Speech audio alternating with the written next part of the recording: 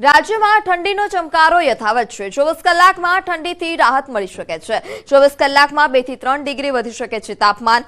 17 શહેરમાં 15 ડિગ્રીથી પારો નીચે પહોંચ્યો છે। 10 ડિગ્રી તાપમાન સાથે નલિયા ઠંડુગાર, ગાંધીનગર અને વડોદરામાં 11 ડિગ્રી તાપમાન છે। રાજકોટ, ડીસા, ભુજમાં 12 ડિગ્રી તાપમાન નોંધાયું છે। અમદાવાદ સહિત અન્ય 3 શહેરોમાં 13 ડિગ્રી તાપમાન।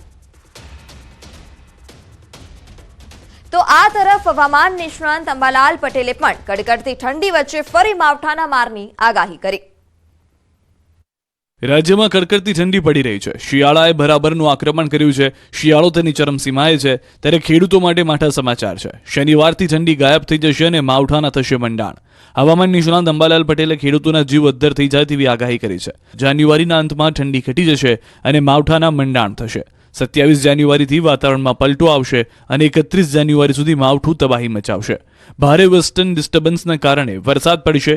માવઠાની અસર કચ્છ, પૂર્વ ઉત્તર ગુજરાતમાં થઈ શકે છે તો ફેબ્રુઆરી અને માર્ચમાં પણ માવઠું પીછો નહીં છોડે। 15 ફેબ્રુઆરી બાદ વરસાદ પડી શકે છે। ફેબ્રુઆરીમાં બેવડી ઋતુનો અનુભવ થશે।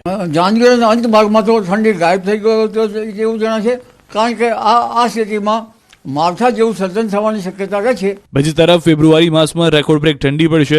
ડિસેમ્બર, જાન્યુઆરીમાં પડી નથી એવી ઠંડી ફેબ્રુઆરીમાં પડશે। ફેબ્રુઆરીમાં ઠંડીનો બીજો અને ત્રીજો રાઉન્ડ આવશે। ફેબ્રુઆરીના પ્રથમ સપ્તાહે જ ઠંડીનો પ્રકોપ જોવા મળશે તો 12 અને 13 ફેબ્રુઆરીએ ગુજરાતમાં ઠંડીનો મારો રહેશે।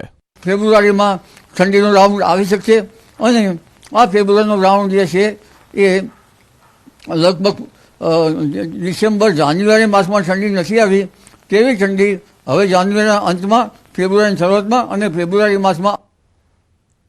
તો સમાચારમાં હાલ સમય થયો છે વિરામનો। આપ જોડાયેલા રહો ન્યૂઝ 18 ગુજરાતી સાથે।